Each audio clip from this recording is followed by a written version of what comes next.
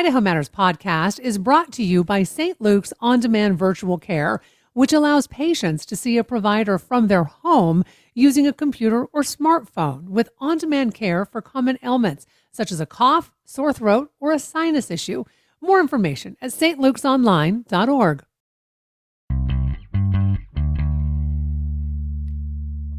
From the studios of Boise State Public Radio News, you're listening to Idaho Matters. I'm Gemma Gaudette. Constitutional scholars are examining a fundamental question facing our democracy. Are we governed by the rule of law or by the will of a sitting president? Dr. David Adler, president of the Alturas Institute and a renowned constitutional scholar, will be discussing this question in his next constitutional conversation, which is set for tomorrow at the Yonke Center in Boise. But before that, he's joining us live to give us a preview. Dr. Adler, nice to have you back on the program. Hello, Gemma. Nice to be with you. Thanks for having me. So, Dr. Adler, as I mentioned, you're going to be addressing the question in your upcoming talk, will America be governed by the rule of law? Or as you say, the will of Donald Trump? I mean, it really is, or the will of any sitting president at this point. And one of the things I'd like to start with is a comment that President Trump made, I believe, yesterday. And this has to do with looking at the idea of deploying federal troops into other American cities. And he said, quote, "I can do anything I want to. I'm the president of the United States," unquote. Is that a true statement? And I'm asking this not just as, oh, Donald Trump said this, but could any president believe that they have this kind of power?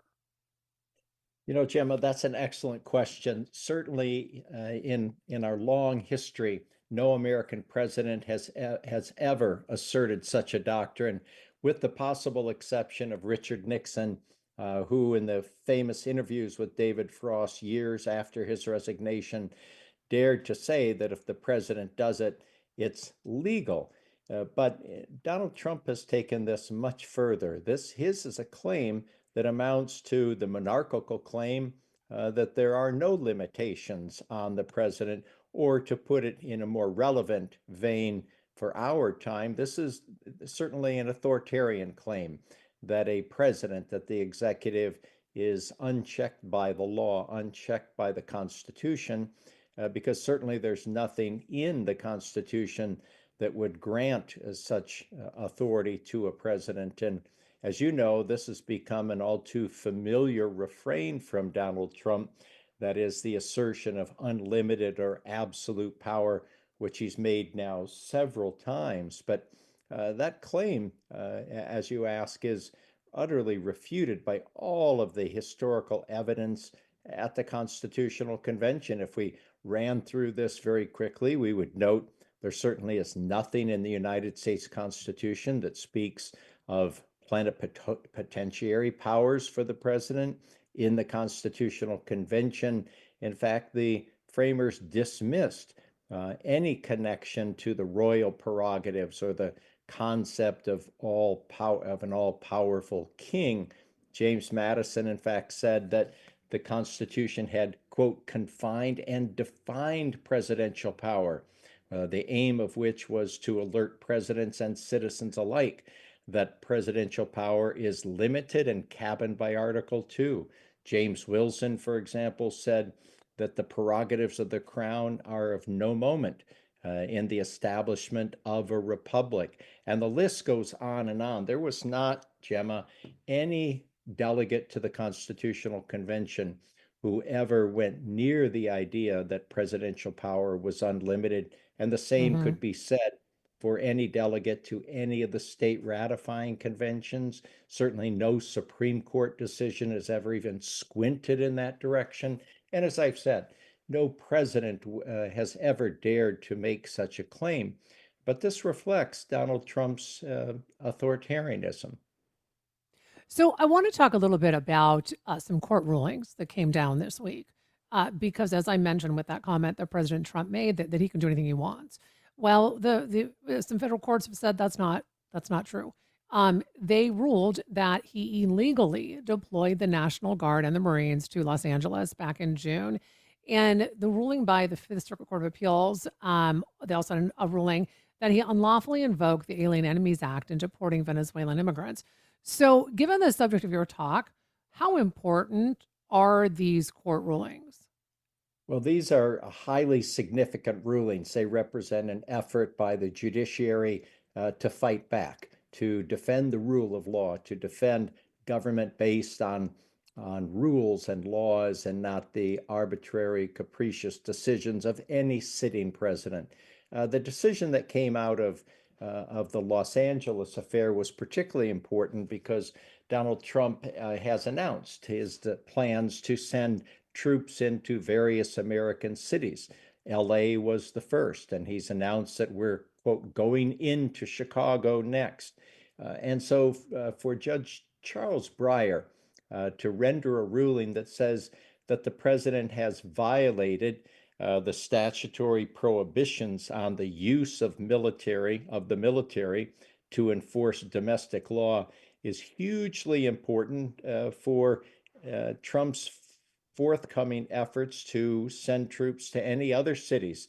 That decision, of course, which only applies to California, can be invoked by federal judges in other jurisdictions across the country. And no doubt, lawyers for example, the city of Chicago and then New York and Baltimore and wherever else troops might be deployed will have a federal decision in their hands that they can use to move quickly to a court to seek emergency relief. And Judge Breyer was certainly right when he said that Trump had violated the Posse Comitatus Act, which prohibits the use of military force to enforce domestic law. And Trump had essentially created a national police force. And that's what's so terrifying, Gemma. The President of the United States does not need a private police force at his beck and call. He has the FBI, he has all sorts of law enforcement agencies who will respond to his directions and his commands. But this is essentially an effort, as the judge recognized, to create a national police force. And as for the appellate court decision that you mentioned out of New Orleans, and that appellate court decision, the Fifth Circuit, is known to be one of the most conservative of the appellate courts in the country, was right on when it said that Trump had violated the Alien and Enemies Act of 1798 in trying to quickly remove Venezuelan immigrants from American soil on the really feeble claim that they were part of a gang that had constituted an invasion or predatory incursion just to try to meet the wartime statute in the late 19th century. The appellate court saw through that. And so this is important in other respects because we're going to increasingly rely on the federal judiciary to enforce constitutional and statutory restraints to keep the president within the bounds of the law. And this really fits the title of my talk, whether we're going to be governed by laws or whether we're going to be governed, in this case, by the will of Donald Trump. And what strikes us in a rich way historically is of course the fact that the framers of the Constitution had written a document to move us beyond the personalization of power, which defined the behavior of the King of England and the English monarchy. The framers wanted to entrust in the various institutions of government certain laws and rules and norms that would govern this country. And certainly they believed, though they weren't certain that it would last forever, but they certainly believed that they had produced a constitution capable of constraining presidential behavior or governmental behavior as a whole, so long as the doctrine of checks and balances was enforced. And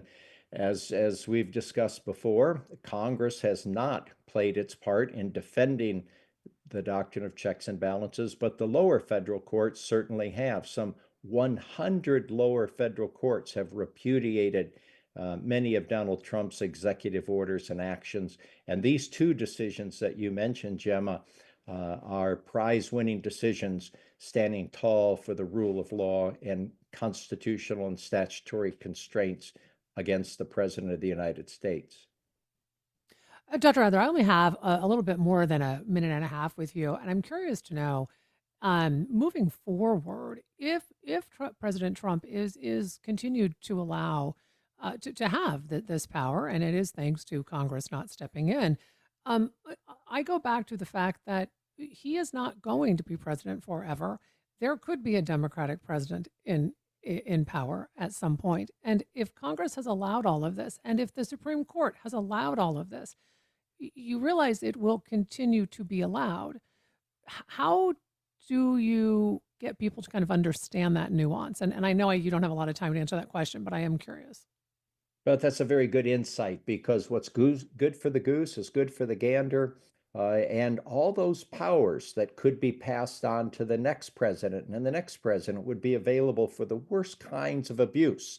And so it's important to maintain the doctrine of checks and balances, not only for our current time, but for the future. And to put a fine point on it, the doctrine of checks and balances has not been enforced by the majority party in Congress. That's the Republican Party in the House or the Senate, which has fallen to its knees before this president.